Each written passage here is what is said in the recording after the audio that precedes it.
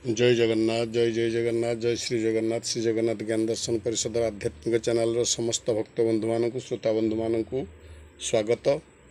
एक विशेष आलोचना आम आज उपस्थित होती कौन ना देव उत्थापन एकादशी बड़ एकादशी जोटा कि पंचक प्रथम दिन बा प्रथम पंचक व्रत प्रथम दिन देव उत्थापन एकादशी ए वर्ष आम केबे पालन करवा या भितर विभिन्न प्रकार मतवाद आसी वीडियो करने मैं बाध्य हेली।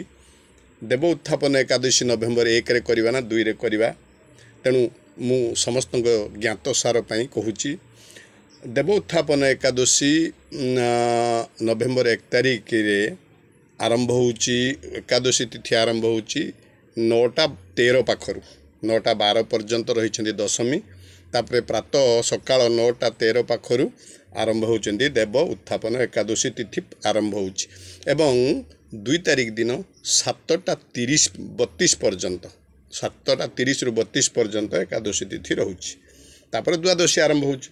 तेणु आम शास्त्र अनुसार आम हिंदू शास्त्र अनुसार भागवत इत्यादि आमर जो रही पुराण शास्त्र अनुसार जेहेतु 1 तारिख दिन दशमी युक्त एकादशी रहुथिबारु से एकादशी व्रत करिबा दोषयुक्त अटेबा दशमी युक्त एकादशी को व्रत पालन करा जाए ना ताहा दूषणीय बा ताहा करिबा उचित नुहे यह शास्त्र विधान।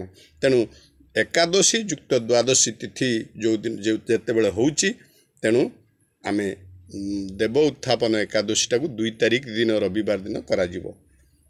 यार विभिन्न प्रकार दिग रही गोटे दिग होची जे जो माने एकादशी व्रत करुछंती से माने प्रथमे देखिबे जे एकादशी टी दशमी युक्त हे नथिबो एवं द्वादशी युक्त हेले ता शुभ अटे दशमी युक्त जदि होउची ताहले अशुभ। तेणु दशमी युक्त एकादशी व्रत आपण माने केबे भी पालन करिवे नाही। ए वर्ष केवल पंचक द्वा एकादशी पाई एबे कहिबा कथा नुहे जेबे भी आपण जो दिन एकादशी करुछंती एकादशी व्रतटी एकादशी द्वादशी युक्त हेले चलिबो किंतु दशमी युक्त एकादशी केबे भी करिवे नाही। एथि प्रति ध्यान दियंतु ध्यान देले आपणकर मंगल हबो। आउ एक कथा एकादशी व्रतर नियम होची दशमी दिन होची अधिवास एकादशी दिन व्रत द्वादशी पालना।